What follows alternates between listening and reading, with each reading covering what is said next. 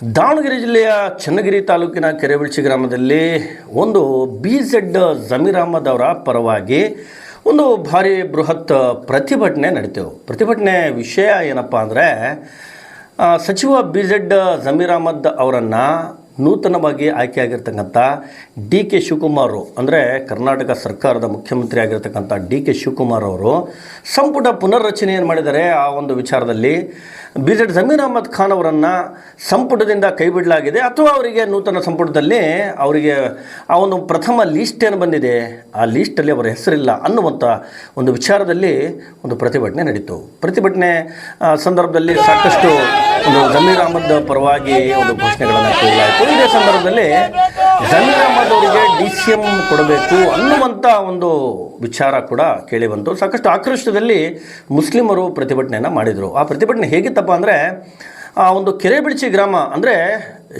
99% Muslim ಬಾಹುಳ್ಯ ಇರ್ತಕ್ಕಂಥ ಗ್ರಾಮ ಅದು. ಆ ಗ್ರಾಮದಲ್ಲಿ ಜಂಡೆಕಟ್ಟೆ ಗೌಸಿಯಾ ಸರ್ಕಲ್ ಅಂತ ಏನು ಕರೀತಾರೆ, ಅಲ್ಲಿಂದ ಹೊರಟ ಒಂದು ಪ್ರತಿಭಟನಾ ಮೆರವಣಿಗೆ ಈದ್ಗಾ ಸರ್ಕಲ್ನಲ್ಲಿ ಕೊನೆಗೊಳ್ತು. ಅಲ್ಲಿ ಬಂದು ಅಲ್ಲಿ ಒಂದು ಮಾಧ್ಯಮದಲ್ಲಿ ಮಾತನಾಡಿದ ಸ್ಥಳೀಯ ಮುಖಂಡರು ಒಂದು ಜಮೀರ್ ಅಹ್ಮದ್ ಖಾನ್ ರವರು ಸದ್ಯ ಕರ್ನಾಟಕದಲ್ಲಿ ಒಂದು ಮುಸ್ಲಿಂ ಮುಖಂಡರಾಗಿ ಗುರುತಿಸ್ಕೊಂಡಿದ್ದಾರೆ. ಹಾಗಾಗಿ ಅವರಿಗೆ DCM ಅನ್ನು ಕೊಡಬೇಕು ಅಂದರೆ 94% ಮುಸ್ಲಿಂ ಮತಗಳು ಈ ಬಾರಿ ಕಾಂಗ್ರೆಸ್ ಸರ್ಕಾರ ರಚನೆ ಮಾಡುವಲ್ಲಿ ಮುಸ್ಲಿಂ ಮತಗಳೇ ಪ್ರಮುಖ ಪಾತ್ರವನ್ನು ವಹಿಸಿರ್ತಕ್ಕಂಥದ್ದು. ಹಾಗಾಗಿ ಅವರಿಗೆ ಜಮೀರ್ ಅಹ್ಮದ್ ಕೂಡ ಒಂದು ಮುಸ್ಲಿಂ ಮುಖಂಡರಾಗಿ ಗುರುತಿಸ್ಕೊಂಡಿದ್ದಾರೆ. ಅವರಿಗೆ DCM ಅನ್ನು ಕೊಡಬೇಕು, ಉಪಮುಖ್ಯಮಂತ್ರಿ ಸ್ಥಾನವನ್ನು ಕೊಡಬೇಕು ಅನ್ನುವಂಥ ನಿಟ್ಟಿನಲ್ಲಿ ಒಂದು ಪ್ರತಿಭಟನೆ ನಡೀತು.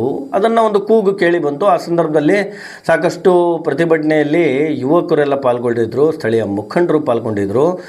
ಮತ್ತು ಮಾತನಾಡಿದ ಸ್ಥಳೀಯ ಮುಖಂಡರು ಮಾತನಾಡಿಬಿಟ್ಟು ಈ ಒಂದು ವೆಸ್ಟ್ ಬೆಂಗಾಲ್ನಲ್ಲಿ ಈ ಒಂದು ಚುನಾವಣೆ ಏನಾಗಿದೆ ಅಲ್ಲ ವೆಸ್ಟ್ ಬೆಂಗಾಲ್ನಲ್ಲಿ, ಆ ಚುನಾವಣೆಯಲ್ಲಿ ಕಾಂಗ್ರೆಸ್ ಸೋತಿರ್ತಕ್ಕಂಥದ್ದು ಅದೇ ತರಹ ಒಂದು ಕರ್ನಾಟಕದಲ್ಲಿ ಮುಂದಿನ ಚುನಾವಣೆಯಲ್ಲಿ ಆಗಲಿದೆ ಅನ್ನುವಂಥ ಎಚ್ಚರಿಕೆಯನ್ನು ಕೂಡ ಕೊಟ್ಟರು.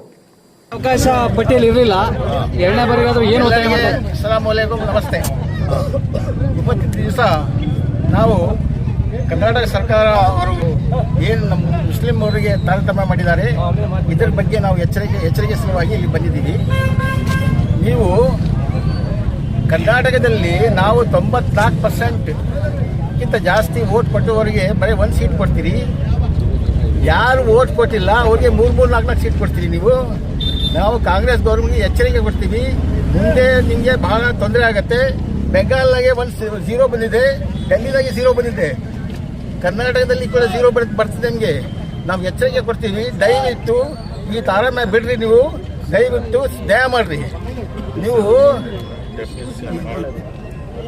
ಮುಸ್ಲಿಮ್ಸ್ಗೆ ಪರ್ಟಿಕ್ಯುಲರ್ಲಿ ಮುಸ್ಲಿಮ್ಸ್ಗೆ ನೀವು 1 ಸೀಟ್ ಕೊಡ್ತೀರಲ್ಲ, ನೀವು ನಾಚಿಕೆ ಬರ್ಬೇಕು ನಿಮಗೆ. ಏನಂತ ತಿಳ್ಕೊಳ್ತೀರಿ ನೀವು?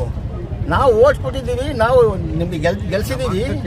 94% ವೋಟ್ ಕೊಟ್ಟು ನೀವು ಗೆಲ್ಸಿದ್ರೆ ಕೂಡ ನೀವು ಬರೀ 1 ಸೀಟ್ ಕೊಡ್ತೀರಲ್ರಿ. ಯಾರು ವೋಟ್ ಕೊಟ್ಟರೆ ಅವ್ರಿಗೆ, ಯಾರು ವೋಟ್ ಕೊಟ್ಟಿಲ್ಲ ಅವ್ರಿಗೆ 3 ಸೀಟ್ 4 ಸೀಟ್ ಕೊಡ್ತೀರಿ ನೀವು. ದಯವಿಟ್ಟು ಈ ತಾರತಮ್ಯ ಬಗೆಹರಿಸಿ. ಮುಂದಿನ ಎಕ್ಸ್ಪೆನ್ಷನ್ನಲ್ಲಿ ನಮಗೆ ಕನಿಷ್ಠ 4ರಿಂದ 5 ಸೀಟ್ ಕೊಡಬೇಕು. ಜಮೀರ್ ಅಹ್ಮದ್ ಖಾನ್ ಅವರಿಗೆ DCM ಸೀಟ್ ಕೊಡಬೇಕು ಅಂತ ನಾವು ಹೇಳಲೇಬೇಕು. ಓಕೆ, ಇನ್ನು ಆ ಒಂದು ಪ್ರತಿಭಟನೆಯಲ್ಲಿ ಸ್ಥಳೀಯ ಮುಖಂಡರಾದ ಅಶ್ಫಾಕುಲ್ಲಾ ಖಾನ್, ನವಾಜ್ ಖಾನ್ ಮತ್ತು ಸ್ಥಳೀಯ ಗ್ರಾಮ ಪಂಚಾಯಿತಿ ಸದಸ್ಯರಾದ ವಜೀರು ಅವರ ಜೊತೆಯಲ್ಲೇ ಸೋಮಲಾಪುರದ ಒಂದು ದೇವೇಂದ್ರಪ್ಪ ಅನ್ನೋರು ಕೂಡ ಈ ಒಂದು ಪ್ರತಿಭಟನೆಯಲ್ಲಿ ಪಾಲ್ಗೊಂಡಿದ್ದರು. ಈ ಸಂದರ್ಭದಲ್ಲಿ ಮತ್ತು ಬಸವಪಟ್ಟಣದ ಅಭಿಮಾನಿಗಳು ಅಂದರೆ BZ ಜಮೀರ್ ಅಹ್ಮದ್ ಖಾನ್ ರವರ ಬಸವಪಟ್ಟಣದ ಕೆಲ ಅಭಿಮಾನಿಗಳು ಆಗಮಿಸಿದರು. ಕರೇಕಟ್ಟೆ ಗ್ರಾಮದ ಅಭಿಮಾನಿಗಳು ಕೂಡ ಆ ಸಂದರ್ಭದಲ್ಲಿ ಆಗಮಿಸಿದರು. ಇನ್ನು ಪ್ರತಿಭಟನೆ ಭಾಳ ಜೋರಾಗಿ ನಡೀತು. ಮತ್ತು ಅದರ ಜೊತೆಯಲ್ಲೇ ಜಮೀರ್ ಅಹ್ಮದ್ ಪರವಾಗಿ ಒಂದು ಘೋಷಣೆಗಳನ್ನು ಬೇಕು